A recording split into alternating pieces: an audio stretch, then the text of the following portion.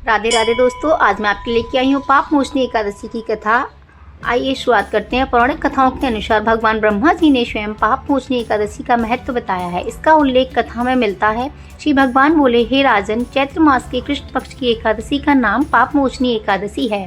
इसके व्रत के प्रभाव से मनुष्य के सभी पापों का नाश होता है। यह सब व्रतों से उत्तम व्रत है। इस पाप मोचनी एकादशी के महात्म्य के श्रवण व पठन से समस्त पाप नाश को प्राप्त हो जाते हैं। एक समय देवर्षि नारद जी ने जगत पिता ब्रह्मा जी से कहा, महाराज, आप मुझसे चैत्र मास के कृष्ण पक्ष की एकादशी का विधान कहिए। कथा स्टार्ट करते हैं। युधिष्ठिर ने भगवान कृष्ण से चैत्र कृष्ण पक्ष की एकादशी के बारे में पूछा। इस पर भगवान श्री कृष्ण बोले, राजेंद्र, मैं आज आपको उस पाप नाशक एकादशी का महत्व बताऊंगा जिसे राजा मंधाता के पूछने पर महर्षि लोमस ने बताया था। बहुत समय पहले की बात है। अप्सराएं चैत्ररथ नामक वन में गंधर्वों की कन्याओं के साथ गाते बजाते हुए घूम रही थीं। तभी मजुघोषा नाम की एक अप्सरा मुनिवर मेधावी को मोहित करने के लिए गई। वे महर्षि उसी वन में रहकर तपस्या और ब्रह्मचर्य का पालन कर रहे थे। मजुघोषा मुनि के डर से आश्रम से थोड़ी दूर रुक गई और मुनि को मोहित करने की कोशिश करने लगी। इस तरह वो सुंदर ढंग से वीणा बजाती हुई मधुर गीत गाने लगी।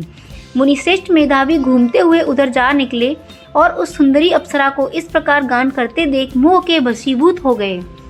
मुनि की ऐसी अवस्था देख मजुघोष उनके पास आई और उनका आलिंगन करने लगी।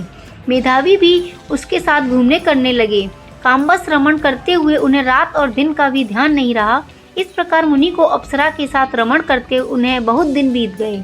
एक दिन मजुघोषा ने वापस अपने देवलोक जाने की बात कही। जाते समय उसने मुनिश्रेष्ठ मेधावी से कहा, अब मुझे अपने देश जाने की इजाज़त दें। मेधावी बोले, जब तक सुबह न हो जाए तब तक मेरे ही पास ठहरो। अप्सरा ने कहा, अब तक न जाने कितनी शाम और सुबह चली गई मुनिदेव, और कितना मैं यहाँ ठहरूं। मुझ पर कृपा करके बीते हुए समय के बारे में तो सोचे। एकदम से अप्सरा की बात सुनकर मेधावी को बहुत आश्चर्य हुआ। उस समय उन्होंने बीते हुए समय का हिसाब लगाया तो मालूम हुआ कि उसके साथ रहते 57 वर्ष हो गए हैं। उसे अपनी तपस्या का विनाश करने वाली जानकर मुनि को उस पर बड़ा क्रोध हुआ। उन्होंने उसे श्राप देते हुए कहा, पापिनी, तू पिशाचिनी हो जा। मुनि के श्राप से दग्ध होकर वह विनय से उनके पैरों में गिरकर बोली, मेरा उद्धार कीजिए। मैंने तो आपके साथ अनेक साल व्यतीत किए हैं, इसीलिए मुझ पर कृपा करें। मुनि बोले, श्राप से उद्धार करने के लिए एक उपाय बताता हूँ। तुमने मेरी बहुत बड़ी तपस्या नष्ट कर डाली है। चैत्र कृष्ण पक्ष में जो शुभ एकादशी आती है उसका नाम है पाप मोचनी एकादशी। वह सब पापों का नाश करने वाली है।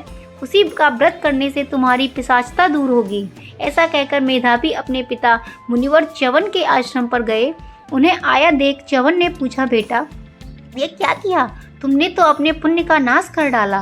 मेधावी बोले, पिताजी, मैंने अप्सरा के साथ रमण करने का पातक किया है। कोई ऐसा प्रायश्चित बताइए जिससे पाप का नाश हो।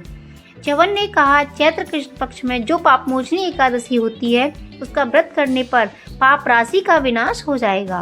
पिता की यह बात सुनकर मेधावी ने उस व्रत को श्रद्धा से किया और उनके सभी इस एकादशी के व्रत से नष्ट हो गए और वे दोबारा तपस्या करने लगे।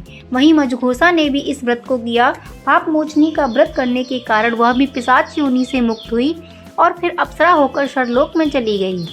जो मनुष्य पाप मोचनी एकादशी का व्रत करते हैं उनका सारा पाप नष्ट हो जाता है। उसको पढ़ने और सुनने से सहस्त्र गोदान का फल मिलता है। ब्रह्म हत्या, स्वर्ण की चोरी, सुरापन करने वाले महापात की भी इस व्रत के करने से पाप मुक्ति हो जाती है।